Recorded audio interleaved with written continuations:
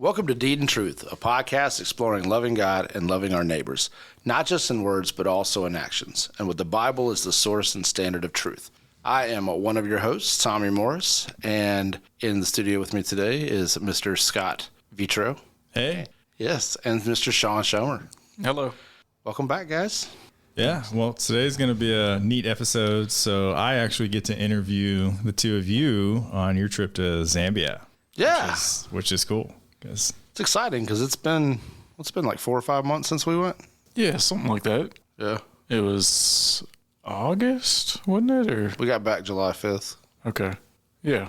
Well, I guess one of my first questions is what motivated you guys to go from Navarre, Florida, all the way to Zambia? What inspired you guys to do that? So for me, they brought it up in church. Pat said, "Hey, we're going to Zambia. Think about it, pray about it." And I had been to Ecuador and Panama Canal, and I was like, "Man, I'm going to travel. I'm going to go across an ocean, or I'm going to go out of country once every year. I love traveling." And then COVID hit, and I wasn't able to do it for a couple of years. And I was like, "Hey, man, here's my opportunity. Maybe I'll go." So I was kind of tossing around, playing around with it. And I was like, I don't know. Like, I had just transitioned jobs and all that stuff, so I didn't have the PTO time. I didn't have, availability to really, take off. Yeah. So I was like, well, maybe next time. It's not for me. And I was playing disc golf with Pat, and he's like, have you thought about Zambia? And I was like, yeah, I kind of tossed it around. He's like, dude, I think it'd be good for you to go to Zambia. He's like, we've got a lot of people, a lot of women signed up to go to Zambia, and we only have maybe 3 or 4 men who are going. And just with me, my background in construction and just working and wanting to serve and all that, he's like, dude, I think you'd be a good fit for it. I want you to reconsider. And so kind of just started actually thinking about it, praying about it, thinking about the actual act of, being able to get time off, pay for the trip, and then go to the trip and all that. And it came out to where I was like, yeah, I want to go. So that's kind of how my journey from hearing about Zambia to, committing to going to Zambia went. Yeah, no, I mean, that's great. I mean, Tommy, so I want to ask about your motivation to go too, but it just hit me. So what's in Zambia? Maybe share with our listeners, why are we even trying to go? What's there and what motivated you to go? Okay, yeah. So to kind of lay that foundation, the ministry that we've been working with, the local group is called Heart of the Bride. We've had Brian Chrisman on the podcast before, and he shares some of what they do in working with orphans in various countries. But specifically in Zambia is Abba's Heart Zambia, and it's a group that it was started by Bob and Candace Walker, and their ministry is to help homeless street kids. There's a kind of epidemic where can be hundreds of street kids on any given day in Kitwe, Zambia, and they're sleeping on, the dirt or on cardboard mats. Food is scarce. Addiction is rampant. They do an inhalant called sticka, and so there's a big addiction issue with that. A lot of them have suffered trauma. And so the Walkers, creating this ministry, Abba's Heart, it was to do an outreach for these kids and to kind of meet them where they are, go out into the streets and talk with them. And there is a drop-in center downtown where the guys can come, and it's different days, under 18 and over 18, that they'll come and they'll learn basic math, basic English, basic life skills, how to use a saw, how to use a hammer. They'll get a little bit of food, and they share the gospel with them. That's another part of it each time. And then from that, it really is to look at who's kind of in a place and who has the motivation to get off the sticka. That's a big regulation as far as the next step. You have to be willing to get off the drugs to move into the residential program. And so there's multiple residential programs for the girls. There's one for the under 18 boys. And now there's the skill training center for those that are over 18. And so it really is just to help rescue them off the streets, get them back into school, help them learn a trade, just share the gospel with them and train them up in the Lord and just try to help as many as they can. And so they came and spoke to the church actually man, when was it? It was What year are we in? 2022? So it was summer of 21, right? It was summer because the Walkers came over. Sometime in the summer, they came over, and I remember they gave like their presentation. They had a little video to go along with it. Okay, yeah, I think it was like June or July of 21. And then it was later after that when the actual Zambia trip. There was some time in between. Yeah, it was like a year. So I think originally what it was Brian Chrisman came, and he shared about Heart of the Bride overall. And it was crazy. I had to work that weekend, so I wasn't here for that Sunday service when he spoke. But I came home, and Helena and then my oldest daughter Joyce were both like, yeah, this guy shared, and like this one group, the ones in Zambia, like that really stood out to us, and we don't know why, but we feel like we want to do more there. And I was like, okay, well, look, let's pray about it and talk about what that's going to look like for us. Well, like 6 weeks later, the Walkers came. And they shared specifically about Abba's Heart, which is kind of a ministry under Heart of the Bride. It's the local nonprofit ministry in Zambia. And so they got to share specifically how they got started and what all they're doing. Again, I had to work that weekend. Crazy. I missed both of them and came home from that one to Helena saying, I need you to pray about doing missions to Zambia. And I was like, yeah, like I've been to India. Like I'm down to do a mission trip. And then she's like, no, I want you to pray about like moving there. It's like, okay, it's a little different. So that was kind of like the initial conversation that led to the interest in Zambia. And so when like you were saying, Shawn, a year later, when it came time to do the trip, we had a year of talking with the Walkers, praying with them, talking with our elders, praying as a family and just seeking God on what maybe he had for us. And was this something he was leading us to move to Zambia and be missionaries at some point? So going to Zambia for us was really a big part of it was about that, was meeting the Walkers, seeing the ministry, seeing kind of where we all felt about us maybe one day joining their ministry. And so that was probably a big motivation for us.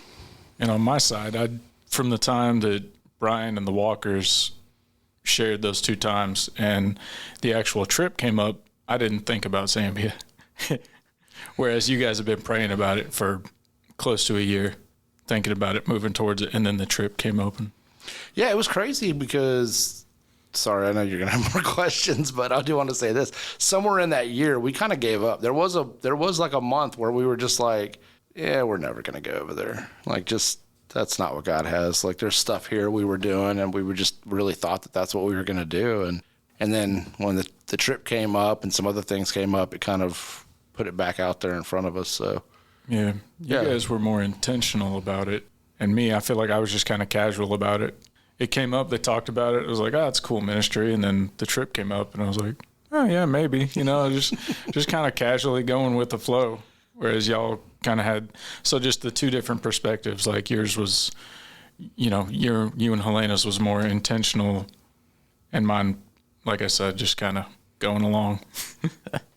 Yeah. So, I mean, that's what's so cool to me is, there's different motivations, about how God coordinates things, just from different perspectives. I mean, I'll share a little bit about Shawn. So obviously, Shawn's a lineman and he has a background in construction. So he's super handy, but Shawn also has a big heart for kids. And he's been a big part of our family. We're a foster family, and I think we'll touch on that in another subject another time. But so Shawn has a big heart for kids, and he's also very handy. So God bringing you there, and then God bringing Tommy there, very different reasons. And I want to get into that a little bit later. But what's that? Well, I mean, I think you're also pointing out that I'm not handy. No. Not what I meant. Okay, well, I'm admitting it. It was good that Shawn went. Yeah. But Shawn was more casual about it, and you guys were very intentional about it. And I kind of want to circle back later and kind of talk about what your initial thoughts were whenever your wife asked you to pray about that and why, sort of thing too. But I kind of like you guys to talk about the trip itself, because, you know, I think a lot of times in ministry, you know, there's roadblocks that come up. You know, you already kind of mentioned having doubts or, you know, maybe not going and stuff like this. But I mean, this was an arduous trip. I mean, even just the airfare, right? Like, it was not cheap to go in the first place. And I mean, you know, that got messed up. The entire trip over there, people getting there on different days and different times, and all the, you know, struggles of international travel just to get there. And then, you know, like, was it still worth it? You know, even if the trip was cut short. But yeah, just describe the journey over there, because I mean, that was wild in itself, right? Yeah. The price of the tickets originally went from like $2,200 to like $3,200. They increased by like $1,000 just because of fuel costs and all that stuff.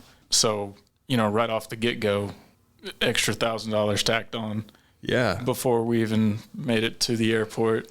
Yeah. And, you know, it does kind of bring up, it's like, man, is it worth this extra, like, is it worth $1,000? Yeah. Like, and for us, it was 3, me, Helena, and Joyce. Yeah. You know, so it was like, oh, man. Times 3, and the Chesneys, you know, times 2.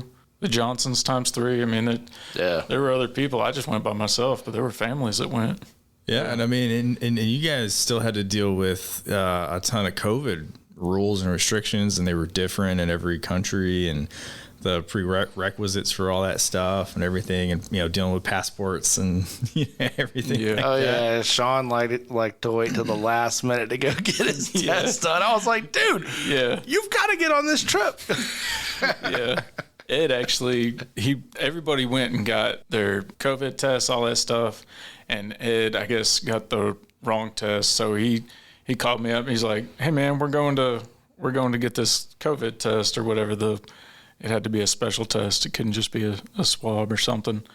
And so we go to Pensacola and go get the test, and it was not even a week, maybe like 3 or 4 days before. I forget how close it was to the trip, but it was. Yeah, we thought you weren't going. Yeah, it had to be within 72 hours. I thought you got tested the morning that we left, like Monday morning, and we left that night. Yeah, it really was. It was, dude. It was. You don't remember that? Oh, it wasn't even. Yeah. No, it was the morning of. Yeah, because it had to be within that 72-hour period. Yeah. And I missed. Y'all all went on a Saturday. And I missed that. Yeah, it was Monday morning. Yeah, you're right. Because I texted you Saturday. I was like, "Hey, are you getting tested, dude? You're the only one not here." And you're like, "Oh yeah, where do I do that?" I'm like, "Well, it's too late now. They're all closing." But yeah, Ed got you there Monday morning, and that's funny. We headed to the airport Monday night. Yeah. Yeah, Shawn had me sweating. I'm so grateful to have people around me. Like, all the logistics of planning that stuff, that is not my forte. Yeah. And you guys flew straight to Dallas first, right? Yeah, Dallas, and Fort Worth. I mean, there's still airline issues going on today, but is that where it all kind of it all went to pieces? Yeah. And Yeah. We got in that night, and they said we had mechanical issues, and it was supposed to be delayed, and it went from an hour to 2 hours to after midnight to then just, sorry, your flight's canceled. You're sleeping in the Dallas airport, and you'll fly out at 7 in the morning, and then 7 in the morning became 8:30 in the morning, and so by the time all that happened, we were missing our connection in London. You know, there was no hope of getting that flight. And so that's kind of where it all started. And what was it? We ended up arriving in like 3 different groups, I think. Helena got there first, and then it was like 24 hours later, another group got in, and then another 24 hours, our group got in. Yeah. And so it was just a very long, drawn-out thing. Yeah, instead of getting in Tuesday night, I think, or Wednesday afternoon, we got in Friday night. Yeah. It went from being a 3-day trip, you know, leaving Monday night, taking the red eye to London, you know, and then taking the red eye to Johannesburg, and then taking them little planes to Ndola. It went from being a 3-day travel to being 5 days. So an extra $1,000, an extra 2 days, and sleeping. I think they gave us the option to hit a hotel or whatever, but we were like, man, we're not going to make our 7 o'clock connection. Right. So yeah, that first night in Dallas. It's midnight. We're only going to get like 2 hours of sleep and all this.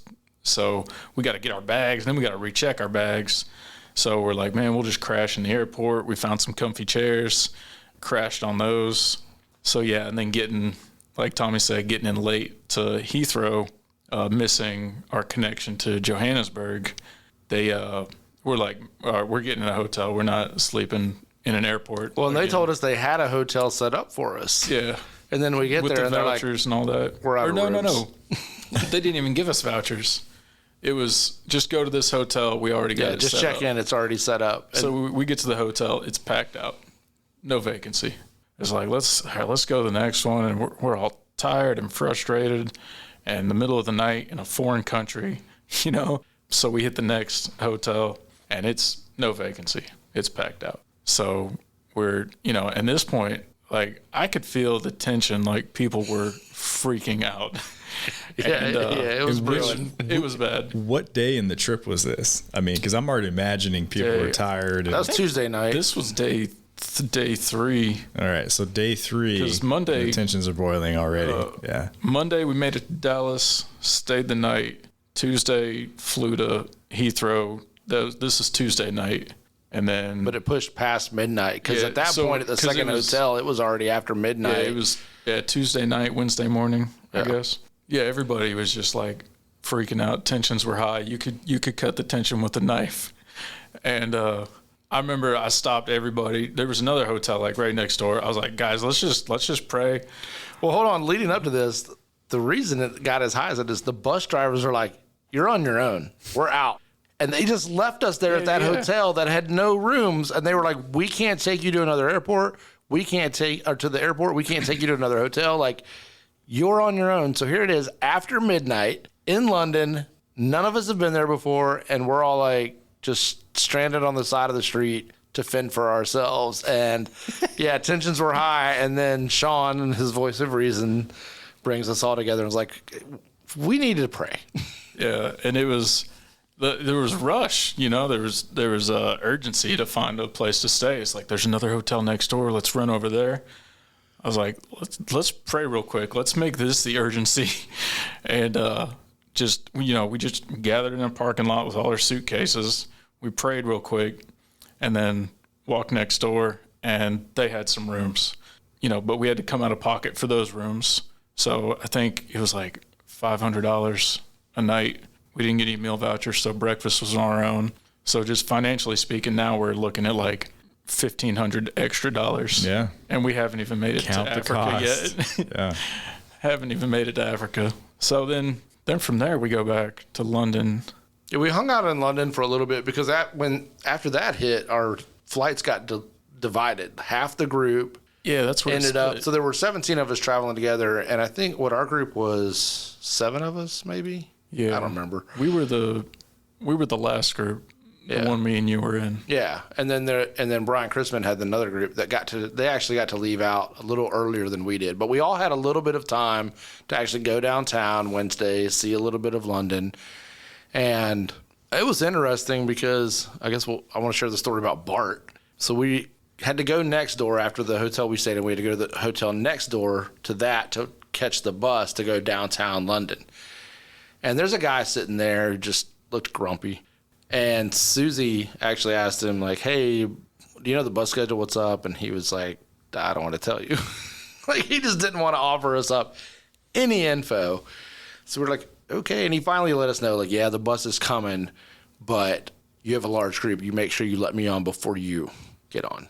That was just kind of his request. All right, fine. You've been sitting here. No big deal. So we end up getting to talk to him, and turns out that he's a professor, and he was supposed to be flying to the States to speak at a university on customer service for business. And his flight got canceled, and he got stuck in London. I think where was he from? Like Belgium, I think? Something like that. I think he was from Belgium.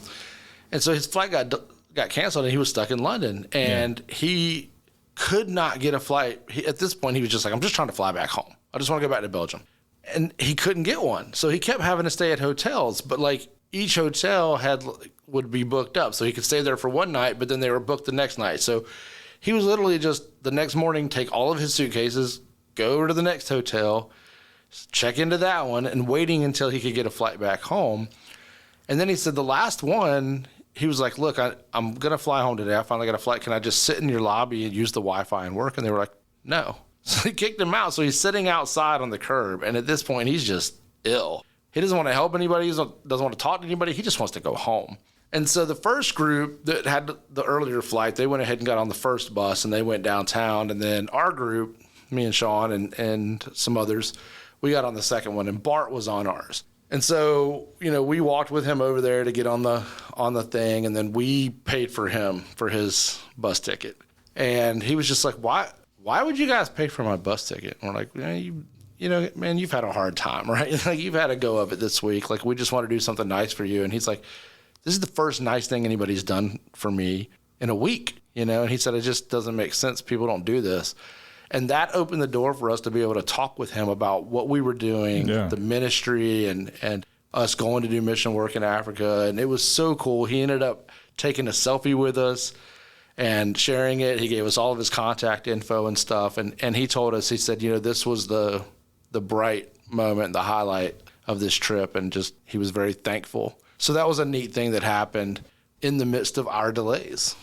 And if we hadn't have gotten delayed or hadn't have missed those 2 hotels and had to walk next door, all this craziness going here and here and delays and all this, we wouldn't have met Bart. And our team was encouraged by it. The fact that he was encouraged, in turn, encouraged people from our group who were also tired and grumpy, I'd say. It was kind of, it's a fair word. Both ways, Yeah.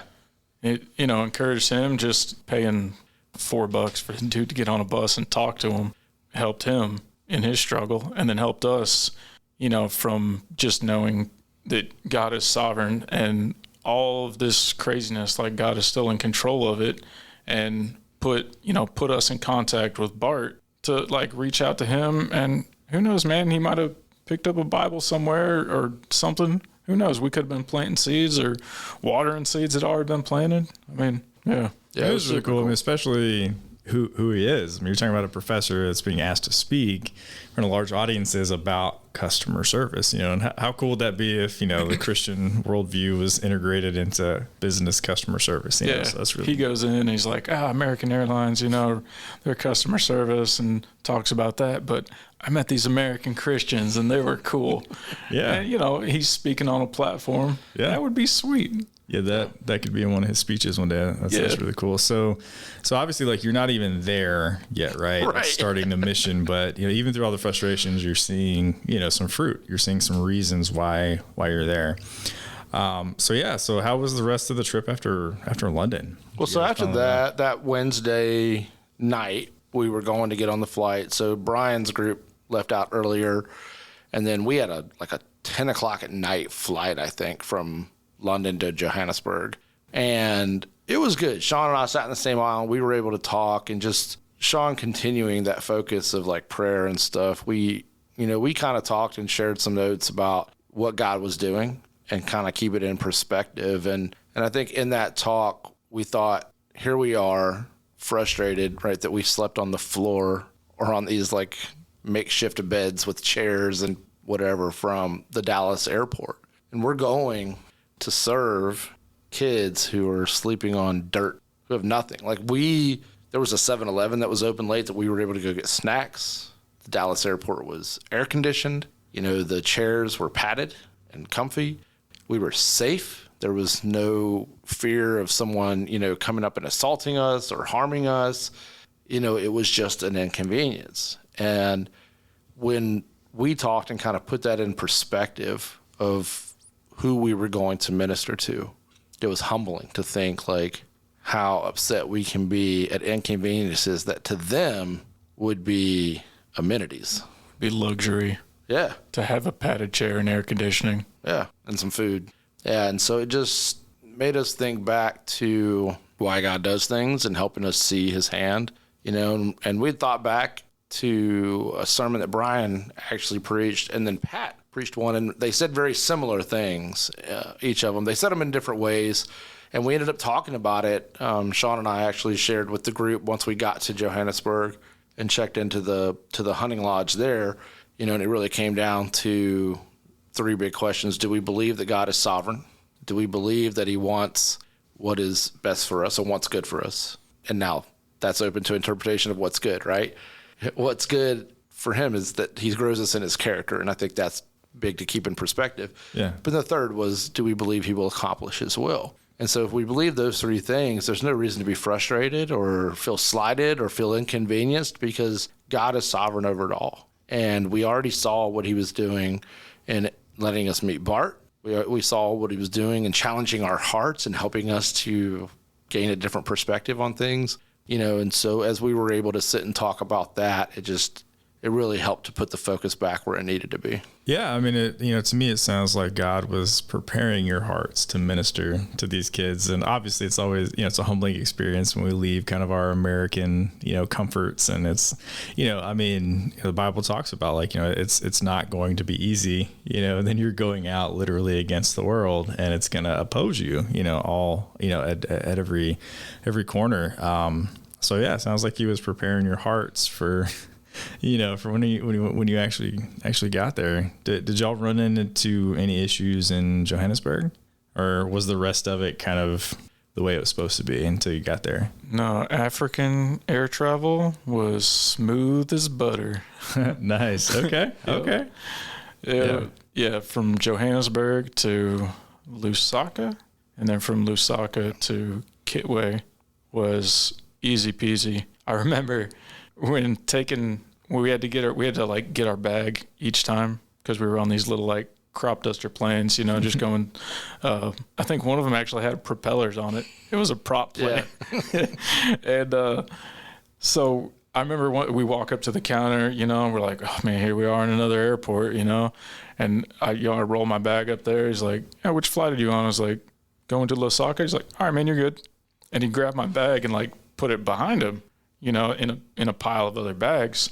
And I remember thinking no, man, that bag's going to Australia or something. That something is wrong. It cannot be that easy.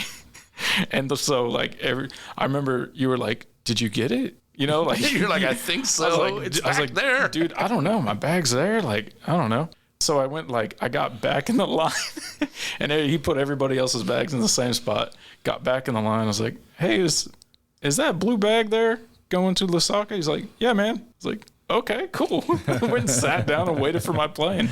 Yeah, it was smooth as butter. And Johannesburg was cool too, because I think it was another opportunity for us to see God work, because we ended up getting these three people that were going to take us downtown, to see some things. So they actually took us down to eat at a traditional South African restaurant.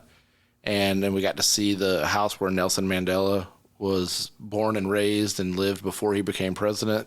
So it was really neat. But in that time, Chris from here, who went on the trip, she was able to talk with their driver, this young lady, and share the gospel. And then at the end of the night, ended up giving her a Bible and just being able to encourage her and stuff. And so even there, we just continue to see the hand of God and giving us these interactions with people and being able to plant seeds and bring encouragement. So it was really neat. Yeah, it sounds like it wasn't just the mission itself; it was the journey, just as well.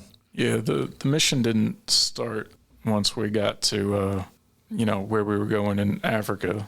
The mission started in the Pensacola airport. Yeah, right. Yeah. All right, so 5 days in, lots of struggles, but lots of fruit, prepping your hearts. So you get there. What are your first thoughts whenever you get there? I'm glad we're finally here. I'm glad we're finally here. Well, didn't you guys go out in the streets the very first night, or was that a different group? We did not. It was the first group. So Brian's group, because they got there early Friday, I think. Yeah, they got there in the morning. And we didn't get into 6 or 7 Friday night, I think. Friday's when they do the street outreach. Yeah, the street ministry, where they go out to the kids and just talk to them, hang out with them, and kind of check in with recurring faces that they see. Yeah, so 5 or 6 maybe from that first group got to go out and do the Friday night outreach. We drove by and saw them. Helena had gotten in that Wednesday, so she actually got in Wednesday. Then group 1 got there Thursday, and then the rest of us got there, group Friday morning and Friday night or something like that. But whatever it was, there was a small group that got to go out and do the street outreach, which was really neat. And there were a lot of great testimonies that came from that, and definitely pushing people out of their comfort zone and stuff. Helena has some powerful things that she shared from that night and that outreach. And, you know, the drugs, the sticka is very prevalent. It's strong from like an odor standpoint. And so you're there and you're almost like battling contact buzz because it's all of them have bottles full of it. It's just in the air. Well, let's talk about that for a second. So what was it like to see once you finally got face to face with, you know, kind of like what you're confronting there, to see these little kids, you know, huffing drugs? I mean, like what was the age group? I mean, I remember you guys even saying that, you know, most of them have like very stunted growth and things like that. Like, what was it like to actually face the music, you know, actually seeing this stuff in the streets? It hurt. I didn't like it. Just seeing little kids walking around in rags, barefoot, doing drugs, sleeping on the street. You know, I didn't like it. It hurt. It's not right. It shouldn't be that way. Yeah. Was it like a shock just to see like how real it was? Yeah. I mean, it was a little bit of a culture shock for sure. And like you said, that with the stunted growth, we met anybody from like 4 and 5 years old up to some guys who were like in their 20s, like late 20s. I think a couple were like in their early 30s even. Yeah. They've been on the street for a long time. I think his name was like Joffrey or something. He was in his late 20s, still living on the street. But yeah, they'd be like 8 years old, but they looked like 3 or 4 years old. And so from like our standpoint, it's like, man, what is this toddler doing on the street? But really they're like 7 or 8. Which, you know, is not an excuse. You shouldn't be 7 or 8 living on the street. Yeah. But yeah, it was weird because they're so much smaller than we are. Well, I mean, so can you guys describe kind of the reasons why these kids are in the street? Like, what's usually the kind of the precursor to that? Because, I mean, you know, I want you guys to share the good parts of the culture, too. I know y'all talked about, you know, I want y'all to tell the listeners about, you know, the kids coming up and, like, grabbing your hands, and they kind of have this, like, community culture where they take care of each other. You know, we can talk about, like, kind of the beauty and the ashes part. But yeah, I mean, what's kind of happening over there? Like, why are there so many street kids? It's kind of a mix. You know, there's some of it due to death. You know, you have parents who maybe have passed away from malaria or HIV, AIDS, and then the kids have nowhere to go. Yeah. You know, other family members either have also passed away or can't afford to take them in or don't have the room. And so kids end up homeless from that. Some of them are in abusive homes, and so it's more of escaping that environment. And then there are some who they kind of have this idea that freedom of the streets is better than living under rules and regulations. And we've even seen where like some kids will recruit. You know, there was one day where we were talking to a young kid, like 10 years old, and he said that some friends of his told him like, yeah, come out, sell like combs and brushes on the streets. You'll be rich. Like it's like in America, like a get rich quick scheme, right? Yeah. It's kind of that thing. And you know, they give them all these promises of you don't have to do what any adults say anymore. You're going to have freedom. You're going to have money. Like it's going to be all great. And so him and his brother like bounced and went and lived on the streets thinking life's going to be better now. But what nobody tells them is, dude, you're 10. These 16, 17, 18-year-olds, they're going to take your money. You're going to be living in the dirt. You're not going to be living under a roof, you know, but they just have this idea that life's going to be better. So there's multiple reasons that end up leading them on the streets. And there were girls out there too, right? Yeah.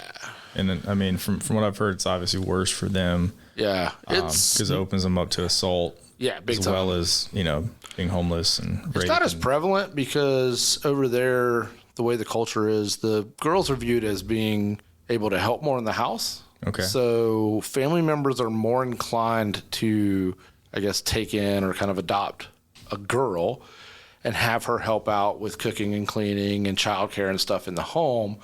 Whereas the boys, they don't view them as helping with that. They don't really have any skilled training yet. And so they're looked at as not being able to really provide for the household at that age. So They're more likely to be the ones. But there are some girls who end up on the streets. You know, yeah, I mean, they face being trafficked, being raped, being assaulted.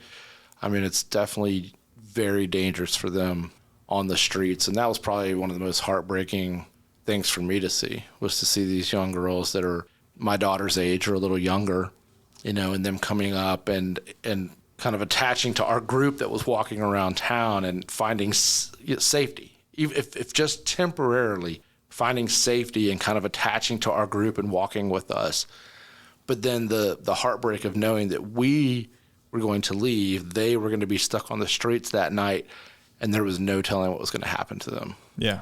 Yeah. Well, I mean, can you guys describe what that was like? I mean, what do you mean by like walking through the streets and, kids just coming up and stuff? Like what was that experience like?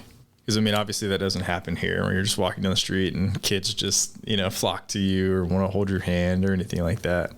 Yeah, it was kind of weird.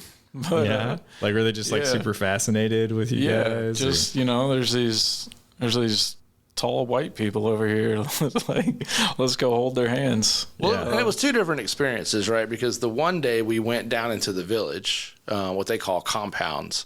And that was kind of a different experience with the kids versus when we went downtown to the market, which is where most of the homeless kids reside. Okay. So it was definitely two different experiences. The kids still followed us, but definitely two different experiences as to what that interaction looked like, and even their demeanor, and really I'd say their happiness, the joy it was 180-degree difference between the compound kids and the street kids, for sure. Yeah, we all hopped in a bus, went downtown to, go walk through the market and just see, kind of where these kids live and what their days look like, kind of, sort of. Yeah. And so we get out and there's all kinds of people selling combs and watches and brushes and, fabric and clothes and water, just anything you get your hands on, just selling all kinds of stuff and walking through these really tight, like, market stalls, like what you would kind of see in a movie. It was real life, just like market stalls selling all kinds of stuff. Yeah, the kids, they would come up and just like, you just feel this little hand, like, grab your hand, and you're kind of like, oh, hey, and, they just hold your hand, kind of look up and smile at you and like stare at you, especially if you have a big beard, they're freaked out by beards, and like, just walk with you. It was kind of cool. Yeah, that one was hard because, like, I've worked in the field of addiction for 12 years, but it was different when I've worked with adolescents, teenagers here to help them get clean, than going there. And we went down this one alley where they're literally doing drug deals right in front of you, and kids are using right in front of you. It's not like, oh yeah, the parents caught this kid and now I'm bringing them to you and you're going to help them get better. This is, they are using right in front of you and nobody's doing anything about it. Nobody can stop them. It is just free reign. They do what they want, and that's that. And it was hard to see that, and to see that just how normal it was for them. Yeah. But the one thing that was encouraging was a lot of the ones, especially the ones who had interacted with Abba's Heart in the past or had been down to the drop center, they were super excited to see us. And the thing that really stood out to me was the Abba's Heart staff, when they would interact with the kids, they were genuinely excited to see the kids. And the love and the compassion that came from them, even if they had a kid who had messed up, who was doing well and then messed up and had gone back, there was never judgment or shame or any condemnation put on those kids. It was love. And it was, we're so glad to see you. And it was just, trying to just give them as much love and hope as you could in that moment of interaction. And that just really stood out to me. And I just thought, man, it's a beautiful thing, because like being in the industry in addiction and mental health for 12 years, you get into that kind of role and you can become a little numb. The more you see, the more stories you hear, the more of people's trauma and their hurts and pains. I mean, at some point you can kind of become numb to those things, and maybe to some degree for self-preservation or to, yeah, absolutely. Yeah. Your own shoulders of what you carry. Yeah. But over there, you didn't see that. You didn't see people who were numb. You saw people who each day had this renewed love and joy to go out and reach these kids. And that was powerful to me. Yeah, absolutely. Yeah, they definitely love the kids genuinely. knew their names and knew their brothers and sisters' names and how's, Aunt Susie doing and all that, just checking in on them and knowing the status of each kid too.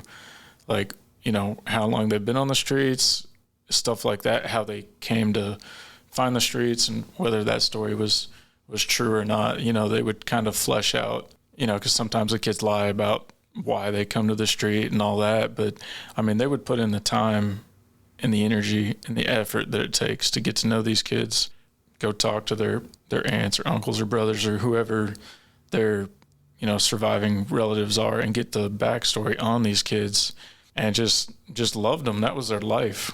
That was their love and their life. And it was cool. Yeah, I think an important thing to point out, like I said earlier, that they look to see which kids can come into the residential program. But knowing all of that about their past and their family and their history really is because the first attempt at anything is to reconcile them with their families. That is option number one. Getting into the residential program is really when you've exhausted every opportunity to try to reconcile them with family. Sure. Yeah. So, Shawn, I don't know if you're comfortable sharing this, but I know you had, text me a few times while you were over there and stuff, and you were kind of struggling to figure out what your purpose was over there. And I was trying to, encourage you in that a little bit. But do you want to talk about like what you guys actually, did and experienced over there? Kind of like after that first night or, your first night in the street, like what did you guys do? And, did you find, a purpose in it? Did you do anything like that? Yeah, I did eventually kind of find my purpose. I don't think it was until after either on the way home or after I got home, really. As far as like while I was over there, I was like, man, it's like, okay, we're doing good work over here. God's working over here. There's a ministry over here. I like helping orphan kids. This is cool. Yeah. But I don't have this really like strong tug or pull to, do anything special, I guess. It's kind of hard to put it into words, but it was just kind of like I was going with the flow, and I felt like, man, I'm just kind of here. I was kind of bummed out while I was there, but I got back. I feel like my purpose over there in Zambia was more like a support role for the team, for the people who were there. The times that I could, smile and run around and play with the kids. Like there were a couple people like Tina and all them, and just mentioned like, man, your heart to like just run around and play soccer with these little kids is like giving me energy to want to like do more. And so just seeing myself as like a support role for the team who was over there. And also like you kind of mentioned, like I do have a heart for kids. I love kids. I just love kids. And I love the kids back home. And it was kind of that's what I kind of got out of it, was that my people back home need me. And I want to do something for the people in my area. So it really was, for me watching Shawn, I saw an extension of what we see here. We're all in life group together on Thursday nights, and our kids love Shawn. Like every Thursday night, the post-Bible study tradition is that the kids get to chase Shawn around and try to tackle him and grab his legs and wrap him up and wrestle. And like the kids all love to attack Shawn.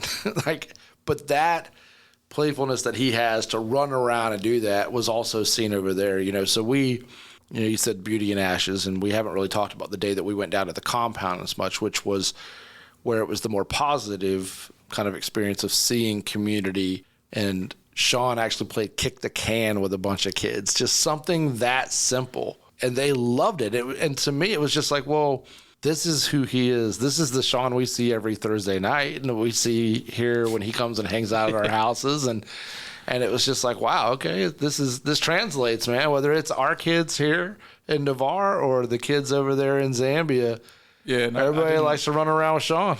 Yeah, dude, they're probably still playing kick the can over there. It was great. I didn't know that. I mean, y'all shared later. I didn't know that meant something to any of y'all. But we had got back because we got to the compound and we split up into 3 groups because, there was 17 of us over there. So we split up into like 3 groups of smaller and just kind of went off. Our group got back a little bit sooner. So I'm just sitting over there, and there's like cans in the ditch and whatnot. And I was like, hey, let's play kick the can. And so I grabbed like this rusty, sharp aluminum little metal can and started like kicking it around, and just kind of passed it to a kid, and his eyes just like lit up. And he started kicking the can back and forth. And there was a kid maybe in his 20s who was jumping in on the kick the can game. Yeah, it was pretty cool. Yeah, it was sweet. But the other thing that was cool about that group is they thought that Shawn was a WWE wrestler. I could see that. With the big old beard and all that, right? I like to think of myself as a Macho Man Randy Savage. Oh, yeah. Yeah. I like it. Oh, we need to get you some glasses. Oh, that's awesome. So a stark contrast in the communities, right? Because like you guys were telling me that they just like all the different families kind of knew each other and like were comfortable just letting kids run around wherever because they knew that like, hey, the neighborhood will help and watch them. Yeah, that was wild for me, man. Like we would walk through and it was just like 2 here and then 4 more here, and next thing you know, you got like 20 kids just following you, and nobody's going, hey, get back in the house. Yeah. They're just like, go ahead. Like the community just watched each other. The older kids watched the younger kids, and they just rolled with us, and went all the way through town until we got back to the center. And we by the time all 3 groups converged back together, the amount of kids that we had, it was crazy. Yeah. But yeah, that was something that really stood out to my daughter Joyce, was that sense of community. That really impacted her. She said that that's something that she wished she saw more here. Yeah, no, that's awesome. So, this is so fascinating to me because this ministry doesn't just like focus on one thing. They're trying to educate people. They're trying to feed them. They're trying to, give them skills and, teach them a trade, trying to get them off of drugs. It's really like this multifaceted, ministry, which is really cool. So, what brought you guys over there was totally different. And so, Shawn, I hear you, like what sounds like you brought back is trying to, bring what you learned from there into our community, because obviously there's, kids here too that, need interaction and stuff like that just as much in ministry. But Tommy, what did you bring back from Zambia? Because at the beginning you had kind of talked about, you and your wife sitting down and praying about going over there full time. It's been several months since you guys got back. Where are you guys at on that? Well, so the interesting thing is when I think about mission trips, even when I went on some before, you kind of expect to have like this euphoric experience, where you hit this high and you're like, yeah. And yeah, that was you're all amped awesome up. Experience. And yeah, but I think the same as you, Shawn, there was a lot of post-trip realizations, and kind of coming to a place of processing it all and really understanding what God was doing. And as Helena and I talked after the trip, we realized that neither one of us ever felt like that euphoria. We never really had that like, whoa, mountaintop experience. It just kind of felt normal to be there, and honestly, that's probably better than having some high and then it goes away and you forget about it. Yeah. It's weird because before I shared with Andy here that there have been times where I've watched videos from over there and I had just weird feeling like it just felt like home, and so being over there just felt kind of normal. Like this is where we're supposed to be, and it just felt just like okay, and I'm glad. I didn't want the euphoric high of like ooh yeah, and now I'm driven by emotions to go over there. I think the just kind of constant, consistent emotion to being over there and it feeling so normal just helped, and just God going like, here's a piece, like I have you. And so we've continued to be in talks with the walkers, and, not a lot has been put out there publicly. We've kind of kept it, in our group and everything, but we are talking with Brian Chrisman here more lately. We're talking with him again here soon, and we are looking to speak with the board and talk about, what it looks like for us to do ministry over there and kind of time frames. If this is exactly where God is leading and that gets confirmed here in the next couple months, then, we would still be looking at probably a couple years before we make a move. But, we would be spending the next year and a half doing a lot of hardcore prep and We're looking to go back over actually next summer as a family. Okay, and spend some time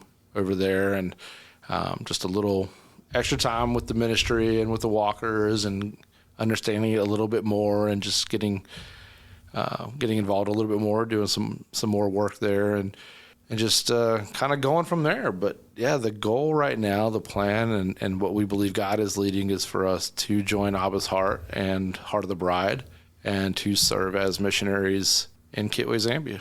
Yeah. Wow. Yeah. Well, be happy to see where God leads you guys and all of that. Any more thoughts just, about the kids or the ministry or the streets or anything else that, just really stood out to you that God did over there? Or was it, just mainly when you guys got back, kind of saw that, maybe God stirring your heart for different things or, stuff like that? I'll say for being over there, that last big day, it's called My and Papa. And every Wednesday they bring all the street kids onto the Abba's Heart property, and they're able to wash their clothes, take showers. They put on these soccer uniforms while their clothes are being washed and drying and all that. And they get fed, and they just get to get out and be kids. They had like the biggest soccer match I think I've ever seen. which awesome. which we didn't talk about it, but like we got there that Friday night, Sunday night I think, after church we played soccer. Shawn and I divvied up as team captains with a bunch of the residential kids, and we got to play soccer. I think we ended at a tie, but Shawn will say he won. Yeah. Shawn's convinced he won. Nice. Yeah, but on My and Papa Day, all these kids from the streets, who don't normally get that, they just go out and just have fun playing soccer. And we were able to work with a couple of the local Zambians to get a disc golf basket built up over there out of a tire, which was really cool, and a pole. And so they built it up, and the kids loved it, and they were out there throwing discs. So, maybe there's hope for a disc golf course over there one day. So that was really neat. But it was neat and humbling to see these kids just enjoying the fact that they had some time to just be kids. They were safe, they were being provided for, and they could kind of let their guard down for a moment and just be kids. And, one of the things is when they come in, everything gets put into a Ziploc bag, and these kids have like nothing. Their possessions are a couple things in their pocket. What would essentially be pennies or nickels to us is their life savings getting put into a Ziploc bag. And so that was pretty humbling to see. And it was that day that I actually asked Joyce, my 16-year-old, she actually was able to she turned 16 while on the trip over there. So that was really cool. But I asked her, how was the trip? What do you think about this? And she said, it was amazing. I want to come back. And I said, yeah. And she's like, yeah. She said, like, I'm coming back. Like, I'm telling you, I'm not telling you I want to come back. She said, I'm telling you the next time you come, I'm coming back. Yeah. And she said, I don't care if we get delayed in airports again. I don't care if I have to sleep on an airport floor for 5 days before I get here. I'm coming back. And a big part of it was just the sense of community and being able to help these kids. She had a big heart for the girls. She had gone and helped some of the girls who were out on the streets. And so she had a real heart for wanting to try to do more to help them and have more outreach opportunities for them. And so that was just really encouraging for me. And so she's already saving up for next summer. So that was a big thing for me that happened, like, still there. But I think Shawn, you were encouraging for me as we did our post-trip meeting as a team. We sat and talked, and, and I think sometimes there can be this, like, guilt when you're like, so who's going back? And there can be like this, like, oh, what if I say I don't want to go back? Like, yeah, because you think the euphoria thing, like everybody's supposed to want to do this every year now, right? And I was like, it's okay if you don't want to. Not everybody is called to be a I'm missionary. totally not that person. I'd just be like, it's great, but no. Yeah. I'm good. Well, he was the first one, and I was so thankful that he did, because he and I had already talked about it. And the cool thing was that the things that God is leading Shawn to, it's really the same type of person, right? Like, as far as those who are downtrodden and who are without, Yeah, absolutely. So it was like ministry that looks like that, just not there. Yeah. His calling is for here. And I was like, yes, I was so glad that he shared that, because I wanted other people to hear, like, you don't have to go across the world. Not everybody is called to do that. Like, if Helena and I go over there, that's what God's called us to do. But God doesn't call all 17 of us to move to Zambia. Right? Somebody has to reach the people here. Like, we are called to reach the nations. And so there are some who are going to do it here.